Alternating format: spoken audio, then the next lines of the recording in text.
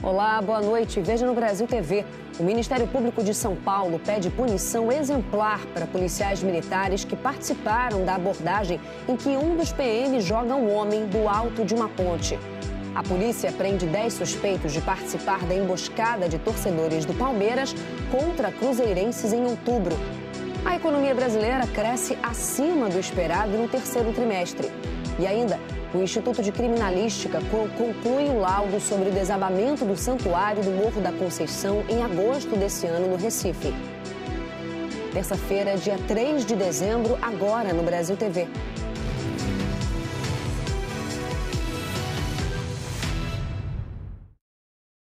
A gente começa falando de casos de violência policial em São Paulo. Na Zona Norte, policiais estão sendo investigados depois de espancarem um casal que, segundo os PMs, fugiam de uma abordagem. Já na Zona Sul, um PM jogou um homem do alto de uma ponte. Policiais militares estavam hoje cedo na ponte que passa por cima do Córrego Cordeiro, na Vila Clara, Zona Sul da capital. Olharam para baixo, tiraram fotos. Até entraram no mercadinho pedindo imagens que possam mostrar a cena de violência cometida por um colega. Foi exatamente nesse ponto que, às 11 da noite de domingo, um PM fardado jogou um homem rendido de cima da ponte. Moradores da região gravaram tudo. Eram 4 policiais a pé. Um deles levava uma moto. Outro conduzia esse homem de azul. Na beira da ponte, o PM empurrou o homem para o córrego. Caiu lá. Eita p***! Jogou no córrego, louco! Os moradores contaram que os policiais estavam ali por causa de um baile funk. Eles estavam tentando combater o baile funk, vieram, invadiram o baile funk, amenizou a quantidade de pessoas na rua, mas estavam todo mundo na avenida, e aí foi a hora que teve o ocorrido. O secretário da Segurança Pública do Estado, Guilherme Derrite, disse que assistiu ao vídeo e que não vai tolerar ações como essa. Que essa ação não encontra respaldo nenhum nos procedimentos operacionais da Polícia Militar, e eu determinei ao comando da Polícia Militar o afastamento imediato de todos os policiais envolvidos nessa ação. E dizer que ações isoladas como essa não podem denegrir a imagem de uma instituição que tem quase 200 anos de bons serviços prestados para a nossa população no estado de São Paulo. Hoje cedo, o Ministério Público divulgou uma nota classificando as imagens como estarrecedoras e absolutamente inadmissíveis. Afirmou ainda que somente dentro dos limites da lei se faz segurança pública, nunca fora deles. E pediu que os policiais sejam punidos exemplarmente. O MP ainda diz que esse tipo de episódio está sendo recorrente e que isso nos deixa ainda mais longe da paz social. O Ministério Público continua a exercer rigorosamente a nossa atividade de controle externo da polícia, cobrando das autoridades o rigor no cumprimento dos procedimentos operacionais adequados. Na Brasilândia, Zona Norte, mais um flagrante de violência policial também no domingo.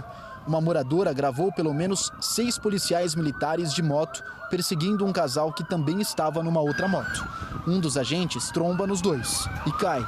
Ele levanta e começa a dar socos no homem, que não reage. A mulher é afastada enquanto o homem é espancado no chão. Esse PM precisa até ser contido por outro agente. O mesmo policial bate com o cacetete na mulher. Esse especialista em segurança pública diz que o Estado vive um momento de crise com a conduta dos policiais. A gente vive um momento que é um momento de crise muito grande e situações como essa, ações como essa, que sempre são colocadas como se fossem ações isoladas, quando a gente pega o todo das ações que tem acontecido, a gente vê que tem alguma coisa mais estrutural. A gente precisa que haja um controle mais efetivo por parte da gestão da polícia, né? A gente precisa que a gestão da polícia faça um controle mais efetivo, que aprimore seus treinamentos para que a gente possa fazer com que o policial ele não perceba que a violência ele é um caminho, né? Novas imagens de câmeras de monitoramento desmentem a versão do policial militar que atirou pelo menos 11 vezes e matou um homem no mercado na Zona Sul de São Paulo no mês passado. Agora, o PM foi afastado das funções. Os vídeos mostram Gabriel Renan da Silva, de moletom vermelho, dentro da loja. Ele furta alguns produtos de limpeza, corre e escorrega na saída do mercado. Neste momento, o policial militar Vinícius de Lima Brito, que estava no caixa, saca a arma e atira em Renan pelas costas. Segundo a investigação, foram 11 perfurações. Um motoqueiro que estava do lado de fora do mercado sai correndo e outros 3 que estavam na rua também se assustam. Depois de atirar, o policial anda até o homem com o celular na mão. O agente de segurança disse em depoimento que só atirou porque o acusado de furto também estava armado. Segundo a SSP, o policial vai ficar afastado até o fim das investigações. A Secretaria da Segurança Pública de São Paulo disse que a Polícia Militar é uma instituição legalista e que não compactua com desvios de conduta de alguns agentes. Sobre o caso da ponte, o governo de São Paulo afirmou que afastou os policiais envolvidos. Já sobre a abordagem ao casal na Zona Norte, a PM disse que analisa as imagens e que os agentes que participaram da abordagem são investigados. Já sobre a execução com 11 tiros de um suspeito de furto no mercado da Zona Sul, o policial foi afastado e a investigação está com o Departamento de Homicídios e Proteção à Pessoa. Outro caso de violência em São Paulo, mas agora na região metropolitana. Um homem de 30 anos morreu ao ser imobilizado por seguranças da estação Carapicuíba, da linha 8 Diamante, concedida à Via Mobilidade. Segundo o atestado de óbito, foi por asfixia e politraumatismo. O caso foi no dia 11 de novembro, mas só hoje a gente teve acesso às imagens das câmeras de segurança. As imagens mostram Jadson Vitor de Souza Pires nas catracas de acesso à estação Carapicuíba da linha 8 Diamante. O homem aparece desorientado e é observado por um agente da Via Mobilidade e outro homem de camiseta preta, que, segundo a concessionária, é um guarda civil metropolitano à paisana. Jadson cai e é puxado pelo agente de colete amarelo. Em seguida, ele se levanta, tenta passar por baixo da catraca e é contido pelo homem de camiseta preta, que o agride com chutes. Neste momento, aparece um segurança com o uniforme da Via Mobilidade que só observa a cena. A gravação termina com o Jadson sendo arrastado para fora da estação. Neste outro vídeo, Jadson aparece sem camiseta, sendo imobilizado pelo segurança uniformizado. Ele resiste e outro agente da estação ajuda a virá-lo de bruços. O segurança apoia o joelho sobre as costas dele, que continua se debatendo. E é quando outro segurança aparece para segurar as pernas de Jadson. A última gravação mostra Jadson sendo arrastado para uma ala interna da estação. Ele já não se mexe mais. O segurança verifica os sinais vitais e começa a fazer uma massagem cardíaca. Outros agentes aparecem e continuam a reanimação. Jadson não resistiu e morreu. Ele tinha 30 anos. O atestado de óbito lista como causas da morte asfixia mecânica, esganadura e politraumatismo, provavelmente causados pela contenção dos seguranças do trem. No boletim de ocorrência, um dos seguranças diz que durante a imobilização os agentes não tocaram na região do pescoço e da cabeça, só nas pernas e nos braços da vítima, e que não houve excesso, apenas o necessário. O laudo necroscópico confirmou a informação do atestado de que Jadson morreu por asfixia mecânica, resultado de uma esganadura. O Instituto Médico Legal informou que aguarda exames complementares, como o toxicológico, para saber se ele estava sob efeito de algum entorpecente. Só depois disso vai divulgar o laudo final. A família do Jadson disse que ele tinha uma filha de 3 anos e que tinha sido assaltado horas antes de morrer na estação Carapicuíba. 10 palmeirenses suspeitos de participar da emboscada a torcedores do Cruzeiro na rodovia Fernão Dias, em São Paulo, foram presos hoje. O cerco a um dos ônibus onde estavam os mineiros foi no final de outubro. Um cruzeirense morreu e 17 ficaram feridos. A ordem de prisão é da Justiça. 66 policiais se dividiram para cumprir 13 mandados de prisão e dezenas de mandados de busca e apreensão em São Paulo e nos municípios de Osasco, Carapicuíba, Franco da Rocha e Santo André, na região metropolitana, e Bragança Paulista, na região de Campinas. Antes das 7 da manhã, eles começaram a chegar com os presos ao Departamento de Homicídios no centro da capital. A emboscada aos torcedores do Cruzeiro foi no final de outubro, na rodovia Fernão Dias, em Mariporã. As investigações apontam que cerca de 50 palmeirenses cercaram 2 ônibus da torcida Máfia Azul. Segundo o inquérito, os integrantes da mancha atiraram rojões e bombas, incendiando um dos ônibus. E também agrediram os torcedores do Cruzeiro com barras de ferro. O cruzeirense José Vitor Miranda morreu no local e outros 17 torcedores do time mineiro ficaram feridos. Segundo a investigação da polícia, O grupo da Mancha Verde queria se vingar da máfia azul por uma briga de 2022 em Minas Gerais. Policiais do Departamento de Homicídios analisaram vídeos da emboscada gravados pelos próprios palmeirenses e postados em redes sociais. E com acesso às imagens das câmeras de monitoramento da Prefeitura de Mairiporã, conseguiram identificar placas de veículos usados pelos agressores.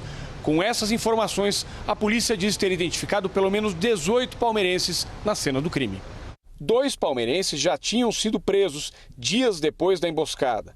Na época, a justiça determinou também a prisão de outros 5, entre eles o presidente da Mancha, Jorge Luiz Sampaio Santos. Eles continuam foragidos. No interior de São Paulo, a Polícia Civil apura desvios milionários na PAI, Associação de Pais e Amigos dos Excepcionais de Bauru. Hoje, os policiais prenderam 8 suspeitos e cumpriram também um mandado de prisão contra o ex-presidente da PAI na cidade, que já está preso, acusado de matar a secretária executiva da associação. O Anderson Camargo acompanhou essa operação. Essa operação, então, prendeu 8 pessoas, entre funcionários, ex-funcionários da associação e também 4 familiares de Cláudia Lobo, a secretária executiva da entidade que está desaparecida há 4 meses e que a polícia trata o caso como assassinato. Os policiais apreenderam hoje em 18 locais dinheiro, documentos, carros, armas e também munições. Além disso, pediu bloqueio de bens dessas pessoas que, segundo as investigações, faziam parte de uma associação criminosa que há anos desvia recursos da PAI aqui de Bauru. A polícia não divulgou o valor exato, mas garante que o rombo é milionário. Quem fazia parte dessa associação, segundo as investigações, era a Cláudia Lobo, que é tratada, então, o caso dela é tratado pela polícia como assassinato. Quem teria matado Cláudia era o então presidente da associação, Roberto Francischetti Filho, que está preso no CDP de Guarulhos como principal suspeito deste assassinato. E teve um acidente hoje de manhã dentro do aeroporto de Congonhas. Um avião da Latam bateu no outro que estava parado. As imagens mostram aí um avião da empresa taxiando, na pista, quando a ponta da asa direita, vocês vão ver agora, encosta no outro avião também da Latam que se deslocava em direção ao terminal. O avião balança, dá para ver que a ponta dobrada da asa, que se chama winglet, ela saculeja aí bastante com esse impacto. A traseira do avião atingido ficou danificada, como você vê nessa foto. A Latam disse que a batida não colocou em risco nenhum passageiro, nem os tripulantes dos 2 aviões, que desembarcaram normalmente. A empresa disse também que os aviões foram encaminhados para inspeções de manutenção e que os clientes serão reacomodados em outros voos da companhia. A Latam lamenta os transtornos e diz que colabora com as investigações do CENIPA, o Centro de Investigação e Prevenção de Acidentes Aeronáuticos. Começou a campanha Dezembro Vermelho no Maranhão. Esse ano, o tema é Cuidar e Proteger. Em São Luís, o Hospital Presidente Vargas desenvolve durante esse mês ações para a promoção da prevenção, assistência e proteção das pessoas que vivem com HIV e AIDS. Na luta para combater a AIDS é de gente como a Dona Maria que todo paciente precisa. É com ela o primeiro contato de quem chega aqui no Hospital Presidente Vargas, referência no tratamento do vírus HIV, que recebe pacientes de todo o estado.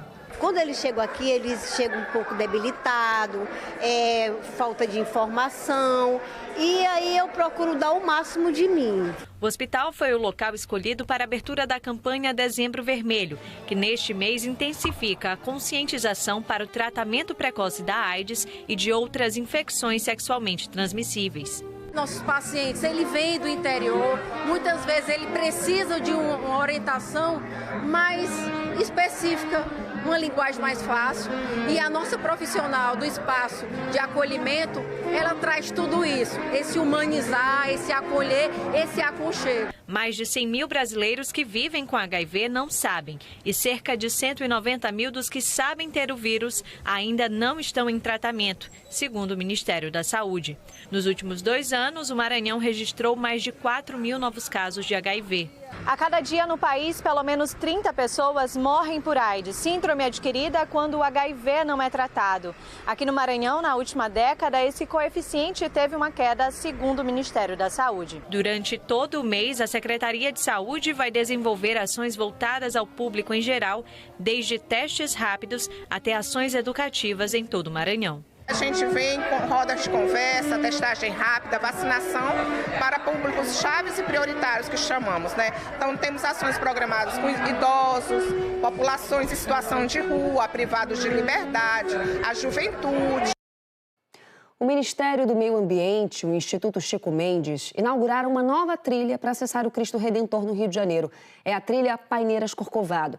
Além dessa novidade, hoje também foram anunciados um novo mirante e obras de revitalização no Parque Nacional da Tijuca. Um novo caminho para acessar um dos patrimônios naturais e culturais mais importantes do Brasil e do mundo, o Cristo Redentor. A partir de hoje, o turista pode percorrer uma trilha até o monumento. É a Paineiras Corcovado. Essa trilha, ela é específica entre o Hotel das Paineiras, o antigo Hotel das Paineiras, até o Monumento do Cristo Redentor. Ela existia, mas não era dentro desse traçado, trazia riscos, porque passava por meio da estrada, né? Agora não, agora a gente está com uma trilha linda, tinindo, um dos mirantes mais bonitos do Rio de Janeiro, inclusive, estão nessa trilha. O novo caminho está integrado à trilha Transcarioca. Com pouco mais de 1 quilômetro de extensão, o percurso é íngreme e pode ser feito em cerca de 45 minutos.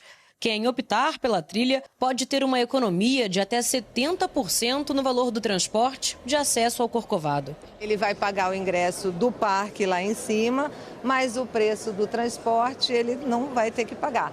Além de que vai poder usufruir, né, de um pedaço lindo de trilha em contato com a natureza. O trajeto abriga ainda uma nova atração.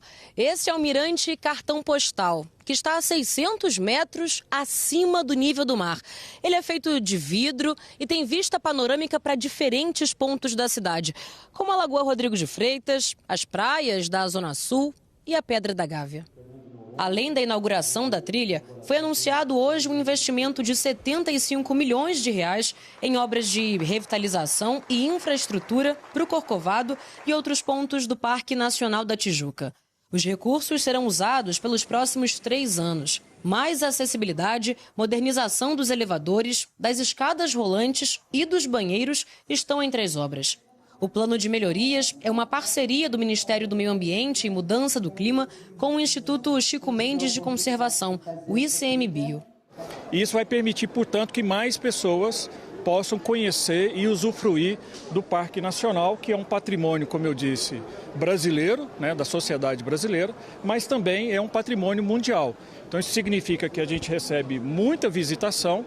E agora, com esses recursos, essa visitação será ainda muito mais qualificada, terá uma infraestrutura muito mais adequada. A economia brasileira cresceu acima do esperado no terceiro trimestre. A alta foi de 0,9%, de acordo com o IBGE, um resultado menor do que a gente viu aqui no segundo trimestre, o que indica uma acomodação do ritmo de crescimento depois de uma alta mais forte. Não sinaliza, segundo economistas, uma desaceleração ou uma atividade econômica mais fraca.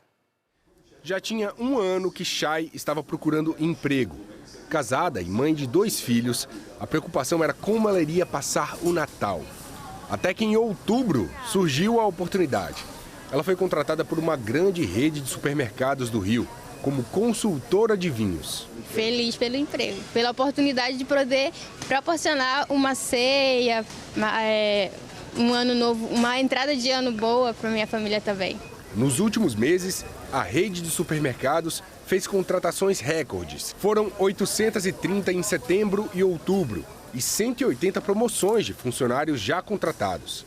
Tudo para conseguir atender a demanda maior de clientes. Nós tivemos um aumento de venda no mês de setembro de 12% e no mês de outubro de 16%. E a tendência é contratar mais funcionários para comprar mais ainda o quadro em virtude do crescimento das vendas. O comércio foi um dos destaques do setor de serviços, que cresceu 0,9% no terceiro trimestre e puxou a economia como um todo para cima. O movimento nos corredores dos supermercados é uma consequência da alta do consumo das famílias. O avanço foi de 1,5% no terceiro trimestre. Já são 13 altas consecutivas. A sequência, que começou em 2021, é a maior desde 2008. o setor de serviços veio forte, não só no total, como todos os segmentos, eles vieram fortes. E o consumo, né? O consumo veio mais forte do que as expectativas estavam mostrando que o mercado de trabalho aquecido, créditos estão ajudando muito a economia a ter essa força por tanto tempo. O ritmo de produção dentro das fábricas também ajudou a impulsionar o PIB. A indústria avançou 0,6% no terceiro trimestre. Outro dado chamou a atenção: a alta da taxa de investimento. A chamada formação bruta de capital fixo subiu para 17,6% do PIB. Isso significa mais tecnologia, máquinas mais eficientes e menor tempo de produção. Tudo isso se traduz em ganho de produtividade. Ainda pela ótica da despesa, segundo o IBGE, os gastos do governo aumentaram 0,8%. Com o mercado interno mais aquecido, os brasileiros consumiram mais produtos e serviços de fora. As importações avançaram 1% e as exportações caíram 0,6%, reflexo do desempenho mais fraco no campo. A expectativa de produtividade de safras importantes, como a da laranja, do milho e da cana, caiu no terceiro trimestre. E a agropecuária registrou uma queda de 0,9%.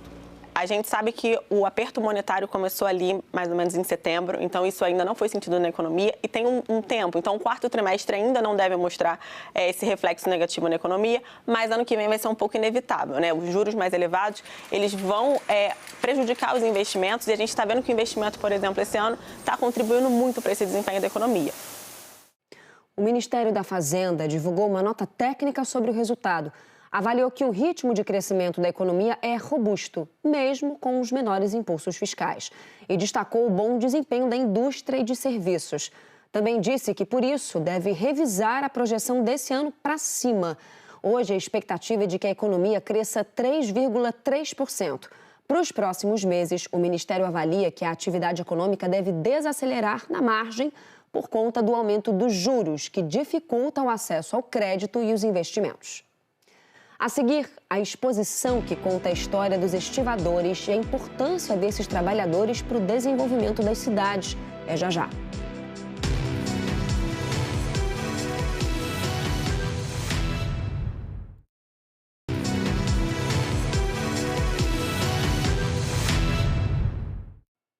O Brasil teve de volta com a conclusão do laudo sobre o desabamento do Santuário do Morro da Conceição, no Recife, em agosto desse ano.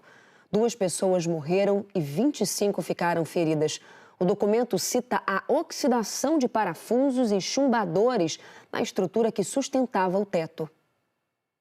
O laudo foi feito pelo perito criminal Fernando Luiz da Silva. O documento afirma que foi evidenciado que todos os parafusos que fixavam as extremidades das 7 treliças romperam, permitindo que todas, em cadeia, desabassem sobre o piso do santuário. A treliça é uma estrutura metálica que dá estabilidade e resistência às obras que costumam ser usadas em coberturas de telhados. A perícia anexou fotos que mostram vários parafusos quebrados e também a imagem da estrutura no chão. O teto do Santuário de Nossa Senhora da Conceição desabou no dia 30 de agosto. No momento do acidente, mais de 60 pessoas estavam dentro dele e esperavam a distribuição de cestas básicas. 25 pessoas ficaram feridas e 2 morreram. Quando aconteceu o desmoronamento, uma obra para colocar placas de energia solar no telhado do santuário tinha acabado, não fazia nem uma semana. A Polícia Civil abriu inquérito para investigar as causas da queda do teto.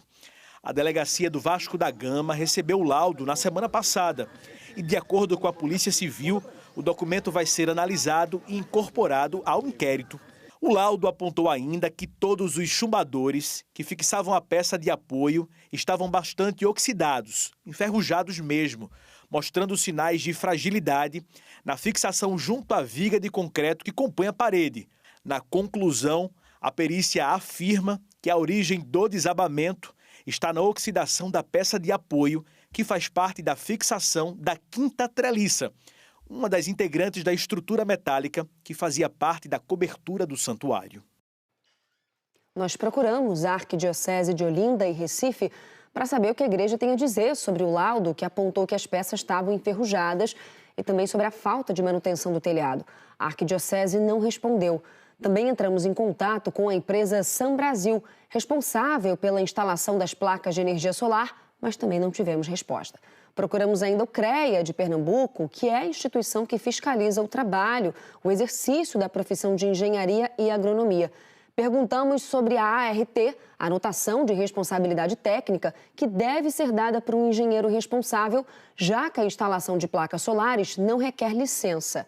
O CREA disse que teve acesso ao laudo há pouco tempo e ainda está discutindo as informações apresentadas pela Polícia Científica e que, por isso, ainda não pode emitir um posicionamento. O verão está chegando e com ele aumenta também a ida de crianças nas praias. Pensando em evitar afogamentos, o Corpo de Bombeiros de Sergipe faz um projeto de conscientização para os pequenos. Crianças de escolas públicas participam de aulas bem práticas, com noções de primeiros socorros, noções de cidadania, respeito aos animais marinhos. O objetivo do projeto Golfinho é exatamente ampliar essas ações sociais de cunho preventivo, focado principalmente no período de verão, que é o período em que as crianças visitam mais os ambientes aquáticos. O projeto traz essa oportunidade de ensinar os alunos a como se comportar no mar, a tomar cuidados, né? Um dos principais objetivos do projeto Golfinhos é reduzir o número de afogamentos que acontece todos os anos, principalmente com a chegada do verão. Só esse ano, de acordo com dados do Corpo de Bombeiros, eles já foram chamados em 220 casos de afogamento, sendo que 17 pessoas morreram. O objetivo de orientar essas crianças é reduzir essas estatísticas. Além de ser uma diversão, é uma aula prática também de como se proteger dos perigos do oceano. A gente orienta com relação a eles não entrar em locais que tem os valões, que é aqueles locais que tem um buraco e que a gente percebe que não passa a onda, né? Então é um local que parece que a gente conhece como piscininha, né? Que a gente acha que é o mais legal, o mais seguro. Na verdade é o mais perigoso. Foi uma aula muito legal. Dá para nadar agora. Vai tomar um banho agora? Banho de mar. Uma exposição no Museu Afro-Indígena da UEMASU, Imperatriz, no Maranhão, conta a história dos estivadores. Nas fotografias, a importância desses trabalhadores para o desenvolvimento da cidade. Cada fotografia carrega um pedaço da história de Imperatriz. São trabalhadores que ajudaram a alavancar a economia da segunda maior cidade do estado.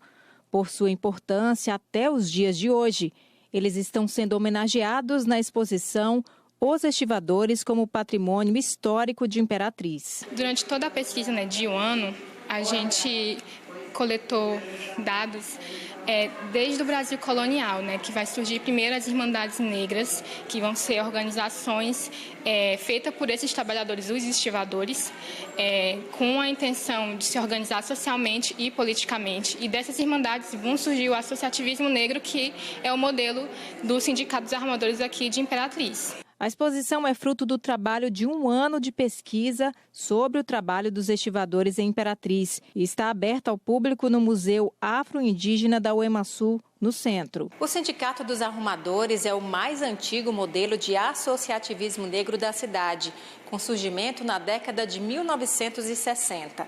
Para se ter uma ideia, eles foram os responsáveis pela instalação do INSS em Imperatriz. Foi o sindicato que promoveu mobilizações contra o racismo. Além disso, o sindicato também dedicou esforços nas lutas trabalhistas, conquistando a implementação da Previdência Social na cidade. Para além do trabalho, eles fizeram história em outro segmento, o esporte. O presidente do Sindicato dos Arrumadores, Severino Cavalo de Aço, foi o fundador da Liga Esportiva de Futebol de Imperatriz, que batizou o time da cidade como Cavalo de Aço. O time era 100% composto por pessoas negras. Já a esposa de Severino, a professora Simplícia Silva, foi a responsável por alfabetizar 90% dos trabalhadores daquela época. Severino Cavalo de Aço, ele estava articulado politicamente com todo o Brasil. E aí ele trazia todas as novidades, todas as inovações, as lutas políticas que estavam acontecendo no Brasil e no mundo pelas independências dos países colonizados, a troca de informações pelos navios, então um modelo de irmandade e de associativismo negro imperatriz altamente sofisticado. Ainda de acordo com a professora que coordena a exposição, um projeto pretende estender a homenagem a esses pioneiros, modificando o nome de ruas, praças e escolas de Imperatriz. O nosso projeto, uma das culminâncias é um abaixo-assinado pedindo que a Rua Souza Lima passe a se chamar Rua dos Estivadores, que a Praça Mané Garrincha seja Severino Cavalo de Aço e a Escola Tocantins que seja Simplícia Silva, a professora negra que alfabetizou mais de 70% dos membros associados. O Brasil TV fica por aqui. Outras notícias no Jornal Nacional às 8h30 da noite, hora de Brasília. Uma ótima noite para você. Até amanhã. Tchau, tchau.